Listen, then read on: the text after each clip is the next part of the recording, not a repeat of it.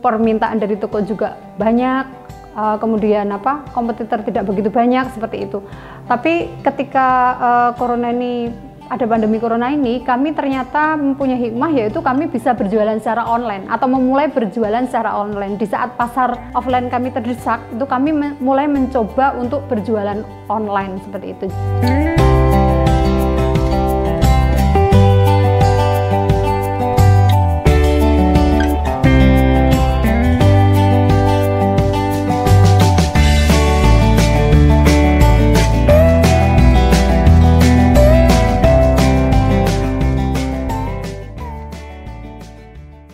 Assalamualaikum warahmatullahi wabarakatuh. Nama saya Ibu Anisriati Primastuti.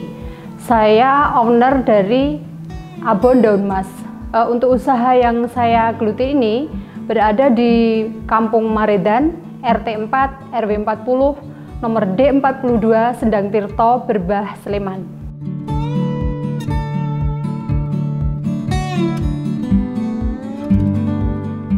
Awal saya memilih untuk usaha home industri ini dengan produk Abon itu karena saya merasa, terus terang nomor satu harus suka dulu ya. Jadi saya penggemar Abon, itu yang pertama. Kemudian yang kedua, saya merasa Abon itu merupakan satu makanan yang bisa dikonsumsi oleh segala usia, baik dari itu bayi maupun remaja, kemudian orang tua, orang dewasa, apalagi untuk yang manula yang memang sudah susah untuk mengkonsumsi daging itu bisa makan Abon, seperti itu.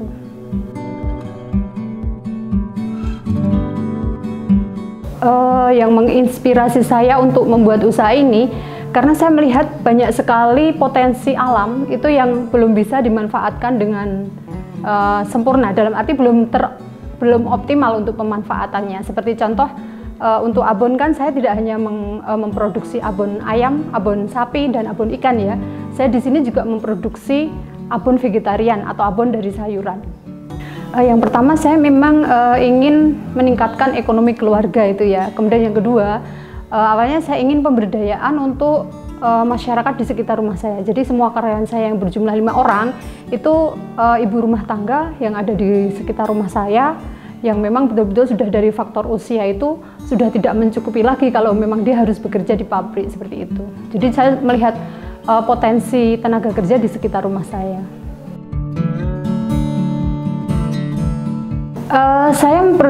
Saya memulai usaha ini dengan tanpa pengalaman ya. Artinya saya memulai usaha itu dengan melalui browsing, kemudian otodidak gitu ya. Jadi saya mencari, kemudian menemukan sesuatu, saya coba lagi dari melalui satu trial dan error lah. Ini kendala saya di awal itu tidak melulu di marketing, tapi justru di peralatan. Jadi ketika saya memproduksi abon ini, saya betul-betul blank, tidak tahu peralatan apa yang harus saya gunakan. Jadi di sini saya melalui satu trial dan error begitu.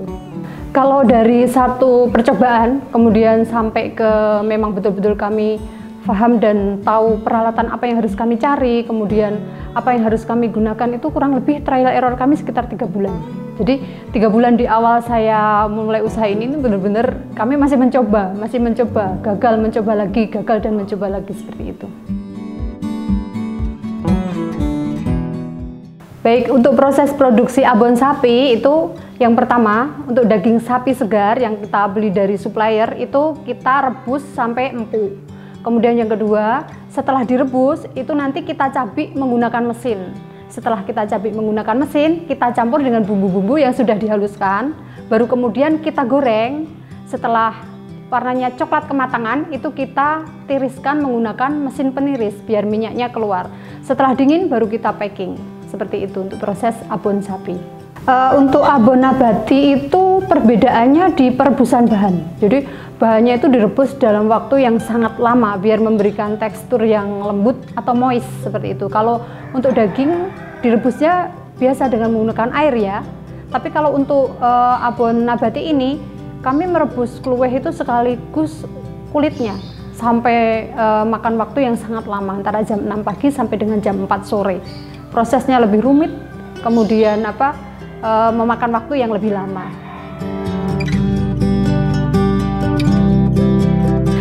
Untuk varian rasa dari abon daun mas itu yang pertama yaitu abon sapi, kemudian yang kedua abon ayam, yang ketiga itu abon ikan tuna, yang keempat abon Mister Bonte itu abon sapi plus teri pedas. Kemudian yang kelima itu untuk yang vegan atau vegetarian itu kami punya abon nabati yang terbuat dari buah kluweh dan kacang tolo. Kemudian yang terakhir, varian terakhir yang kami punya itu abon jantung pisang. Jadi abon jantung pisang ini terbuat dari jantung pisang tapi masih ada tambahan 10% ayamnya. Artinya untuk vegan belum bisa makan, tapi kalau untuk yang diet daging atau ingin makan sehat dan banyak serat, ini satu pilihan yang sangat tepat seperti itu.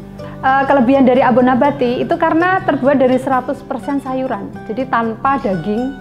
Tapi di sini untuk yang vegetarian maupun untuk yang ingin makan lebih sehat itu meskipun tanpa sayuran, tapi serasa makan daging seperti itu. Jadi ini terbuat dari 100% kluweh dan tolo.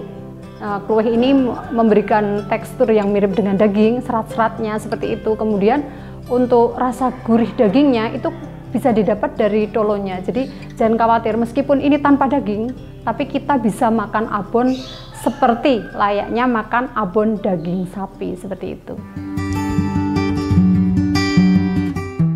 Kalau kesulitan bahan ada Mbak, beberapa bulan di dalam 1 tahun itu kami memang mengalami kesulitan untuk mendapatkan bahan baku, terutama untuk kluweh, karena kluweh ini cenderung ada di alam dan belum dibudidayakan ya, jadi tergantung dari masa buah dari kluweh itu sendiri, seperti itu. Kalau yang lain alhamdulillah relatif aman. Cuman tolo itu juga problem ya, untuk saat seperti sekarang ini kenaikan harga dari tolo itu bisa 100% dari harga biasa seperti itu.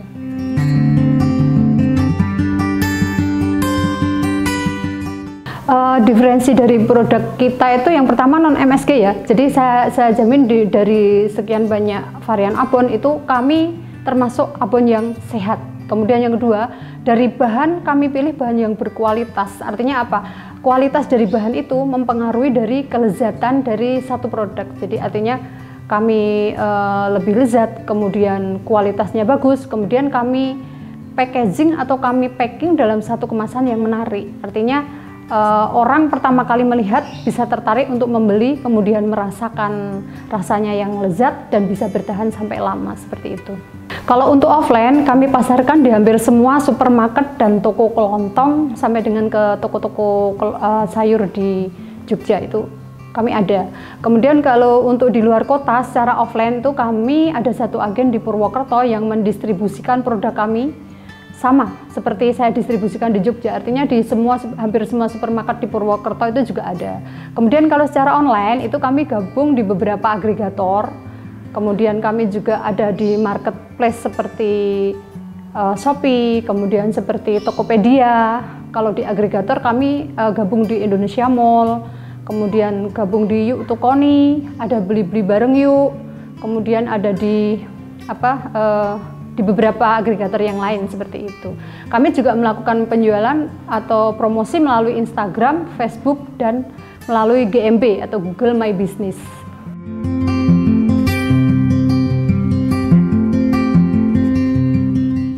Di era pandemi corona ini ternyata ada banyak juga hikmah yang bisa saya ambil, terutama karena kemarin saya berjualan secara offline, kemudian merasa nyaman di situ, permintaan dari toko juga banyak. Kemudian kompetitor tidak begitu banyak seperti itu.